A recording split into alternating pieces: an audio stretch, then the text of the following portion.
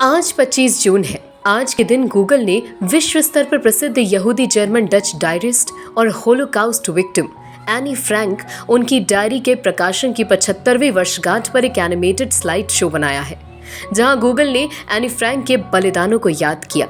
लेकिन क्या आप जानते हैं कि एनी फ्रैंक कौन थी? क्यों उन्हें एनी फ्रैंक कहा जाता है? क्यों उन्हें याद किया जाता है? और आज गूगल क्यों एनी फ्रैंक को याद कर रहा है?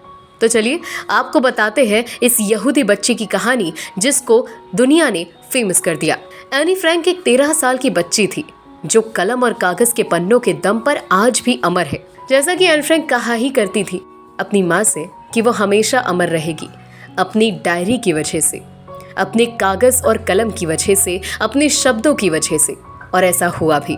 मगर एनी फ्रैंक ने ऐसा क्या लिख दिया कि आज भी दुनिया उसे याद करके पढ़ के रोती है। आपको बता दें, 13 से 15 साल की उम्र में एनी फ्रैंक ने डायरीज लिखी थी जिनका नाम दिया गया the diary of a young girl, जो कि 1947 में पब्लिश की गई थी। लेकिन ये लेखा जोखा तब पब्लिश हुआ जब उनके पिता को उनकी ये डायरीज हाथ लगी, लेकिन तब तक एनी फ्रैंक इस दुनिया से जा चुकी थी। ये उस दिन का लेखा जोखा है जिसमें आमतौर पर the diary of Anne Frank के रूप में जाना जाता है। इसे व्यापक रूप से आधुनिक इतिहास की सबसे आवश्यक पुस्तकों में से एक माना जाता है, साथ ही इसे सबसे ज्यादा पढ़ा हुआ माना जाता है।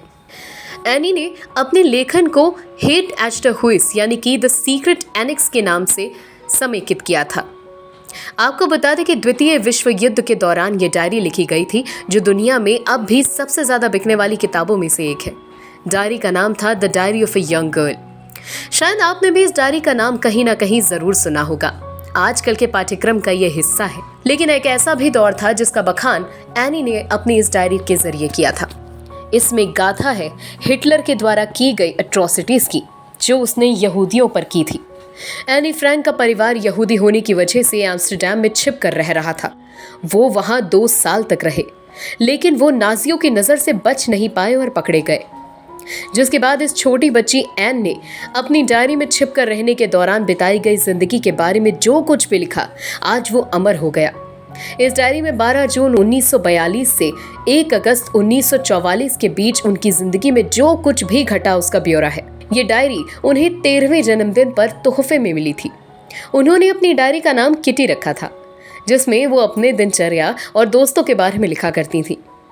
एनी ने 12 जून 1942 को डायरी में पहली एंट्री में लिखा था, मुझे उम्मीद है कि मैं तुमको सब कुछ बता पाऊंगी, क्योंकि मैंने अब तक ये बात किसी से नहीं कही है, और मैं आशा करती हूँ कि तुमसे मुझे चैन और सुकून मिलेगा। और एनी की डायरी में लास्ट पेज में 1 अगस्त सन 1944 में लिखा है कि 4 अगस्त 1944 को उस गुप्त आवास में रहने वाले 8 लोगों को गिरफ्तार कर लिया गया था।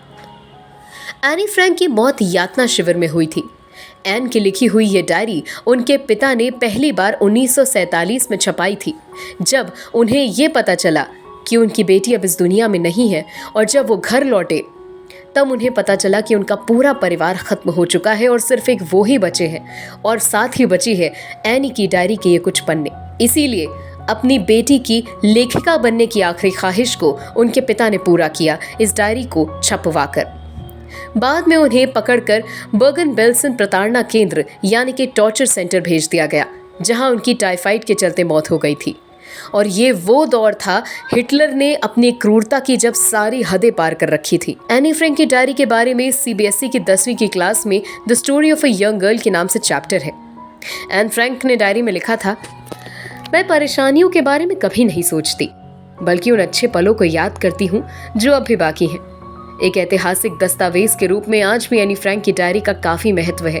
लोग आज भी इसे पढ़ते हैं और साथ ही याद करते हैं उस एक लड़की को जिसने अपने कलम के बलबूते अपने आप को अमर कर दिया, जैसा एनी अपनी माता से कहा करती थी। कैसी लगी आपको हमारी ये स्टोरी? हमें कमेंट सेक्शन में ज़रूर बताइएगा।